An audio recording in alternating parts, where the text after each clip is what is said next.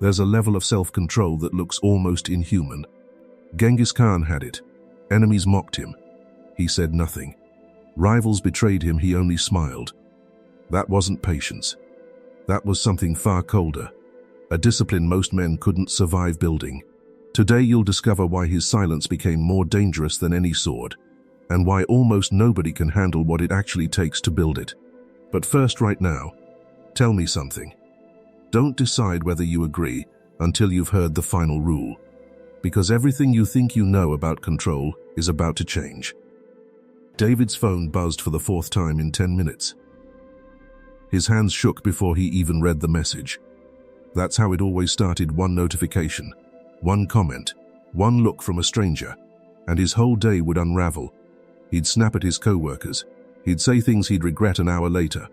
He'd lie awake replaying arguments that ended hours ago, rewriting comebacks nobody would ever hear.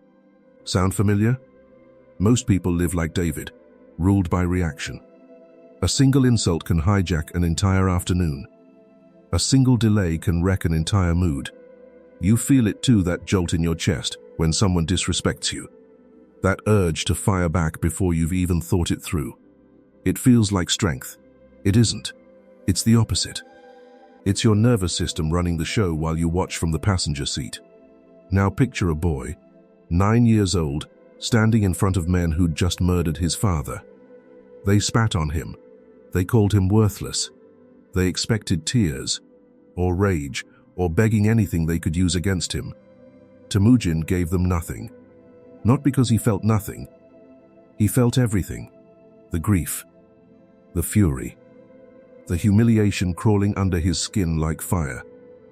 But he understood something most men never learn. Whoever reacts first, loses first. So he stood there, silent, while the insults kept coming. Historians would later write that this single moment, this refusal to react, became the seed of an empire. That's the part nobody tells you about Genghis Khan. His weapon wasn't the sword. It wasn't the army, either. His real weapon was stillness. The kind that makes other men nervous because they can't read you.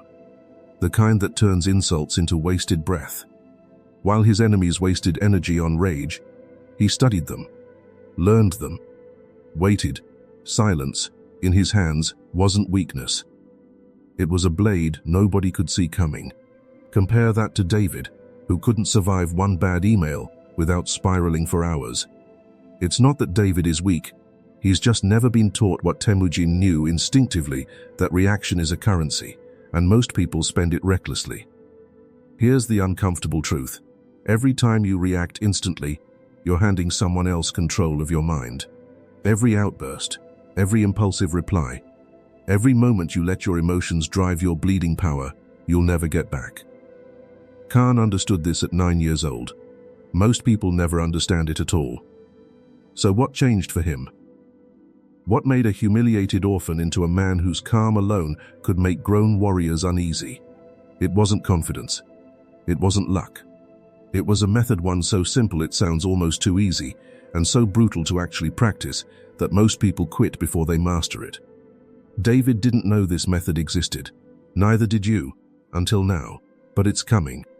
And once you see it, you'll never look at your own reactions the same way again. David's breaking point came on a Tuesday, in front of everyone. His manager corrected him in the middle of a meeting, not cruelly, just directly. 10 people watched David's face turn red. His voice cracked when he tried to respond. He fumbled his words, laughed too loud at his own mistake, then spent the rest of the day replaying it, humiliated, furious at himself for caring so much about something so small. That night, he couldn't sleep. He kept asking the same question. Why does one comment control me for hours? He wasn't the only one asking it. Researchers at Harvard have spent years studying exactly this, why some people recover from criticism in seconds, while others carry it for days.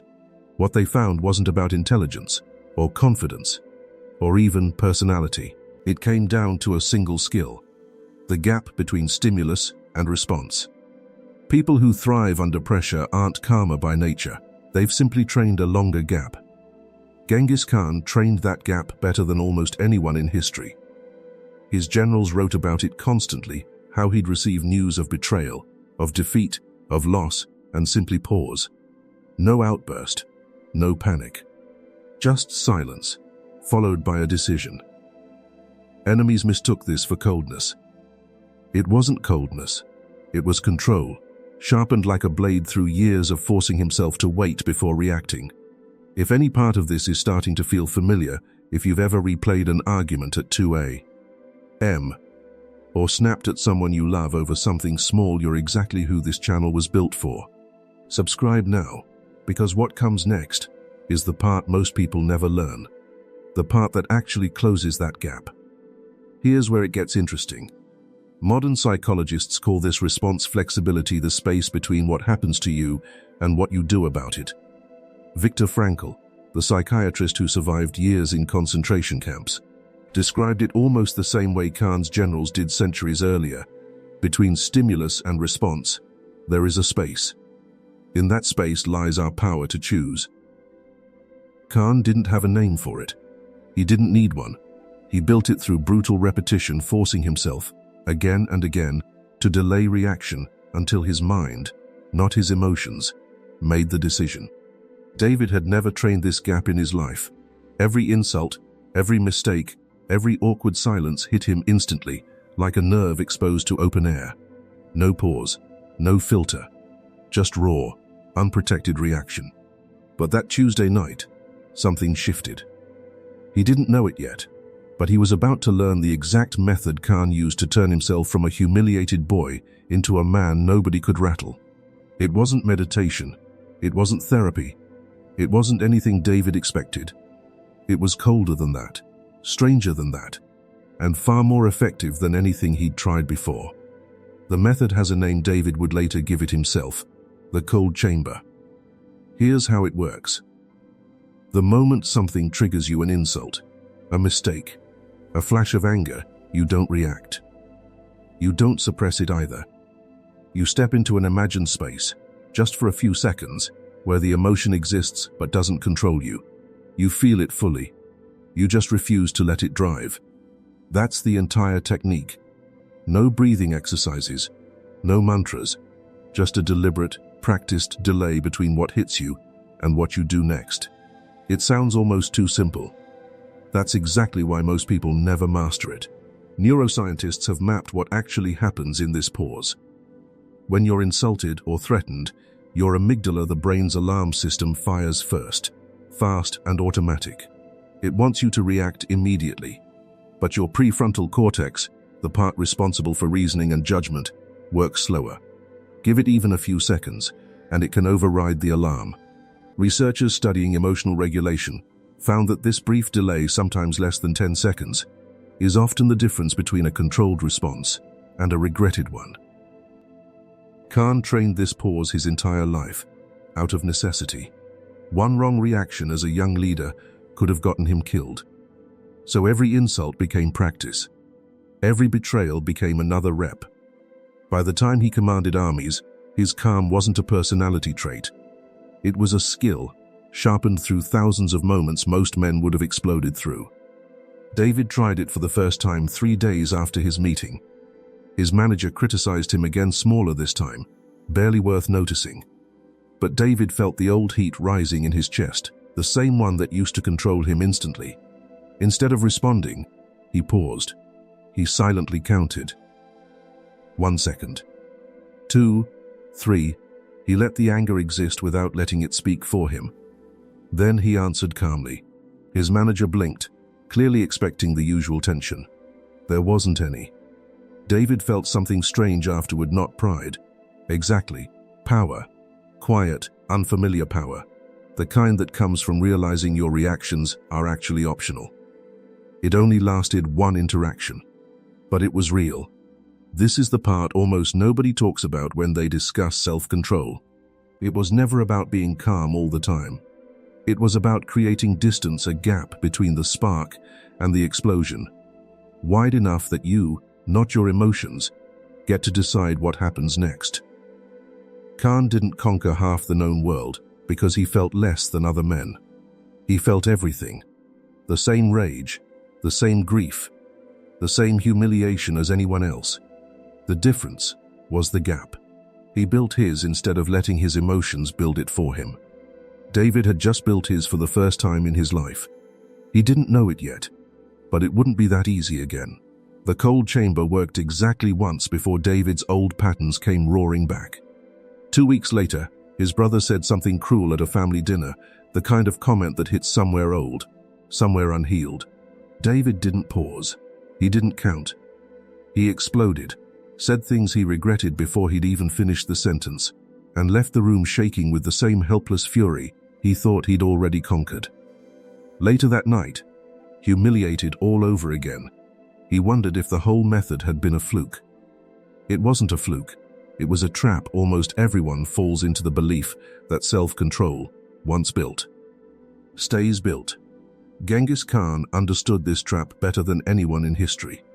His own writings and the accounts of his generals reveal a man who punished his emotional lapses ruthlessly, treating every outburst not as a moment of weakness, but as a failure of training that demanded immediate correction.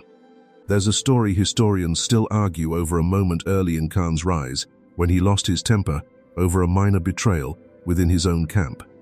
He didn't excuse it. He didn't move on quickly.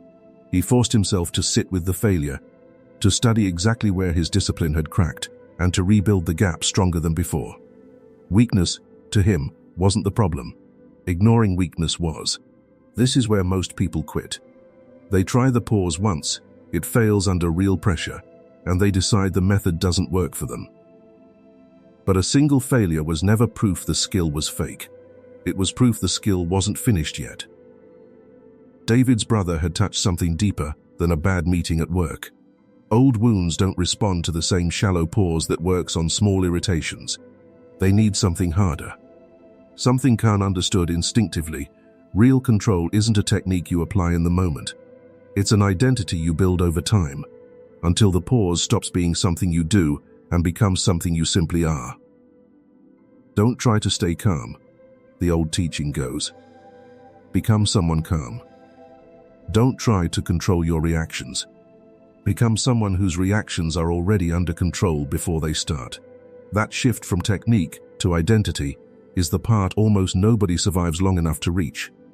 It requires failing publicly, sometimes humiliatingly, and choosing to keep training anyway.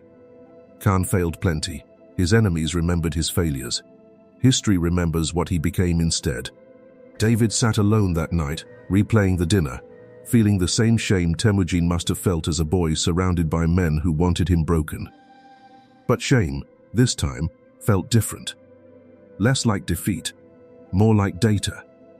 Something in him had shifted, quietly, without his permission. He wasn't there yet, not even close. But for the first time, he understood exactly what he was building toward. 6 months later, David sat across from his brother at another family dinner. Same table, same tension simmering under the surface. This time, his brother pushed harder an old insult, sharpened, clearly meant to provoke the same explosion as before. David felt the heat rise, familiar and fast. He recognized it instantly, like an old enemy he'd finally learned to name. He paused. Not the frantic, forced pause from months earlier. Something quieter. Something that didn't require counting or effort anymore. The gap was simply there, built into him now, the way muscle memory replaces conscious thought after enough repetition. He answered calmly. Not cold. Not distant, just unshaken. His brother, expecting a fight, got silence instead. Confused silence, the kind Khan's enemies must have felt centuries earlier, staring at a man who refused to give them the reaction they'd counted on. That's when it clicked for David. This wasn't performance anymore. This was who he'd become. Historians describe Khan's later years the same way, a man so composed that his own generals struggled to read him in moments of crisis. Betrayal, loss, near defeat all met with the same unreadable calm that had once terrified his enemies as a boy, and now commanded armies as a ruler. It wasn't that he stopped feeling. He simply stopped needing anyone to see what he felt. People still mistake this for cruelty. It never was. Cruelty reacts. Control chooses. Khan's stillness wasn't the absence of emotion, it was emotion mastered so completely that it no longer leaked out as weakness. That's the part almost nobody understands about men like him.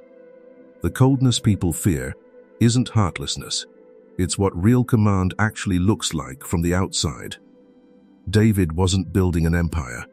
He was rebuilding himself, one paused reaction at a time, one old wound at a time, until the boy who used to shake before a notification became a man who could sit across from his own family and feel everything without needing to show any of it.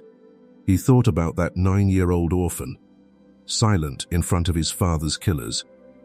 Not empty, not broken, just already, impossibly, in control of the one thing nobody could take from him. David finally understood what that silence had cost and what it had built. David never became an emperor. He didn't need to. He became someone who no longer hands his power away, not to a comment, not to an insult, not to an old wound. That's the level Khan reached. Cold, silent, untouchable. What will you stop reacting to?